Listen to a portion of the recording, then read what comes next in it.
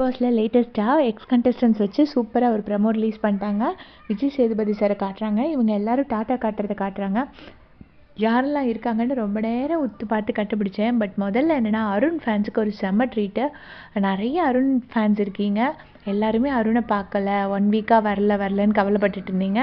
So அவர் வந்துட்டார். அருண் தான் first நிற்கிறாரு. அதுக்கு அடுத்ததாக ரஞ்சித் அண்ணா நிற்கிறாரு.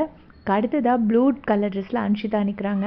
அப்புறமா ஜெஃப்ரி, அப்புறமா க்ரீன் கலர் ட்ரெஸ்ஸில் சத்யா நிற்கிறாரு. சத்யா பக்கத்தில் நிற்கிறது வந்து தர்ஷா குப்தா.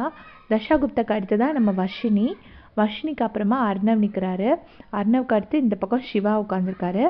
அப்புறமா கீழே நிற்கிற குரூப்பில் ரைட் சைட்லேருந்து ஃபஸ்ட்டு தர்ஷிகா இருக்காங்க. அடுத்து நம்ம சாச்சனா, அதுக்கப்புறம் ரியா, அப்புறமா ராணுவை நிறைய பேர் தேடிட்டு இருந்தீங்க. அப்புறமா பக்கத்தில் மஞ்சரி அண்ட் ஆனந்தி. அவங்க அந்த ஒரு கோட் போட்டு அது மேலே சாரி போடுற மாதிரி ஒரு கெட்டப் போட்டிருக்காங்க. 2 பேரும் அது அவங்களோட சாய்ஸ், நம்ம கமெண்ட் பண்ணக்கூடாது. ஆனால் நார்மல் சாரியே என்ன கேட்டால் ரொம்ப அழகாக இருக்கும் அப்படின்னு நான் நினப்பேன். ஏதோ சாரிக்கு இந்த ஷர்ட் போடுற ஒரு ஸ்டைல் வந்து எனக்கு அவ்வளோவா பிடிக்காது. அதுக்கப்புறமா வந்து சுனிதா நிற்கிறாங்க. அதுக்கப்புறமா தீபக் அண்ணாவை தான் நான் ரொம்ப நேரமாக யாருன்னு தெரியாமல் ரொம்ப யோசிச்சுட்டே இருந்தேன். யாருடா இது இப்படி இருக்கா? எனக்கு பார்க்க கார்த்திக் சார் மாதிரியே இருந்துச்சு. கார்த்திக்னா சினி ஆக்டர் கார்த்திக் சார் இருக்கார் இல்லையா, அவரை மாதிரியே இருந்துச்சு. இது யாருன்னு ரொம்ப நேரம் யோசிச்சு தான் நான் கண்டுபிடிச்சேன்.